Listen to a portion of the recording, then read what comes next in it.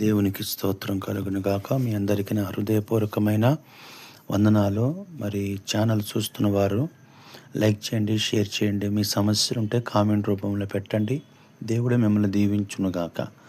ఉదయకాలమున దేవుని వాక్యాన్ని ధ్యానం చేసుకుందాం. బైబిల్లో యోనా గ్రంథంలో 1వ అధ్యాయంలో ఒక మాట రాయబడి ఉంది.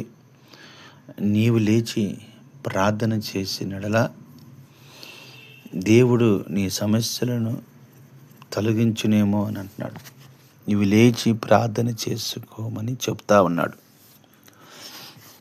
అప్రియమైన దేవుని బిడ్డలారా, ఈరోజు మన ఆధ్యాత్మికమైన జీవితంలో మనందరము ప్రార్థన చేస్తున్నాము. కానీ ప్రభు అంటాడు, కొంతమంది చేయలేని వాళ్ళు ఉన్నారు, ప్రార్థన చేయుటకు మీరు లెగవండి అని దేవుని మాట్లాడుతున్నాడు.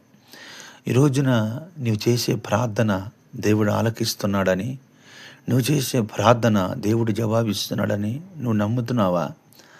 నీ ప్రార్థన వ్యర్థం కాదు. నీ ప్రార్థనకి శక్తి లేకుండా లేదు. నువ్వు బలవంతుడివి, బలవంతురాలివి. నువ్వు ఎవరి కొరకు ప్రార్థిస్తున్నావో వారి జీవితాలు ఆశీర్వాదకరంగా మార్చబడుతున్నాయి. వారి కుటుంబాలు దీవెనకరంగా మార్చబడుతున్నాయి. నీ ప్రార్థన వ్యర్థం కాదు. నువ్వు ప్రార్థించడం ద్వారా దేవుడు ఎన్నెన్నో అద్భుతమైన కార్యాలు జరిగిస్తాడు. అందుకనే యోనా గురించి రాయబడి ఉంది. యోనా లెగిచి ప్రార్థన చేశాడు. లెగిచి ప్రార్థన చేసి ఆ దేశంలోకి వెళ్ళినప్పుడు ఆ ప్రజలందరినీ దేవుడు రక్షించాడంట.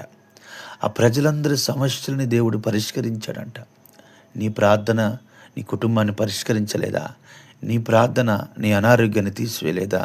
నీ ప్రార్థన నీ శత్రువులతో యుద్ధం చేయలేదా? నీ ప్రార్థన దెయ్యాల మీద అధికారం ఉండదా? ఏదైనా చేయటకు శక్తి లేని దేవుడు ఉన్నాడు. ఆయన నువ్వు చేసే ప్రార్థనకి ప్రతిఫలం ఇస్తాడు. నినివే పట్టణస్థులని తప్పించిన దేవుడు, నినివే పట్టణస్థులను రక్షించిన దేవుడు నీ కుటుంబాన్ని రక్షించలేడా? రక్షిస్తాడు. నీకు క్షేమాన్ని ఇస్తాడు దేవుడు. అందుకనే యోనా చేసిన ప్రార్థన పరలోకంలోకి చేరింది. ఆయన చేసిన ప్రార్థన ఆకాశమందున దేవుడు ఆలకించాడు. అందుకనే ఆయన చేసిన ప్రార్థన ఆలకించాడు. అలానే నినివే పట్టణస్థులందరూ కూడా దేవునికి ప్రార్థన చేశారు. కనుక దేవుడు వారి జీవితంలో గొప్ప కార్యం చేశాడు. ఆ భయంకరమైన ఉగ్రత నుండి తప్పించాడు. ఒకవేళ ఏ ఉగ్రత నీ మీద ఉందో, ఏ ఉగ్రత నీ కుటుంబం మీద ఉందో అవన్నీ దేవుడు తీసివేస్తాడు. నువ్వు ప్రార్థన చేసుకుంటున్నావు కనుక ఇంకా నువ్వు బహుబలంగా నువ్వు ప్రార్థన చేస్తే నీకు జరగబోతున్న ప్రతి గొప్ప గొప్ప మేలును నువ్వు చూస్తావు, నువ్వు అనుభవిస్తావు. నీ కుటుంబానికి శాంతి సమాధానాలు కలుగుతాయి. అందుకనే నీవు లేచి ప్రార్థన చేయటం ద్వారా నీకు మేలు కలిగిద్దని రాయబడి ఉంది. ఆ మేలుకరమైన కార్యాలు నువ్వు మాత్రమే కాదు, నీ బిడ్డలు, నీ కుటుంబం, నీ సంతానం కూడా, నీ సంఘం కూడా జ్ఞాపకం చేసుకొని వారు కూడా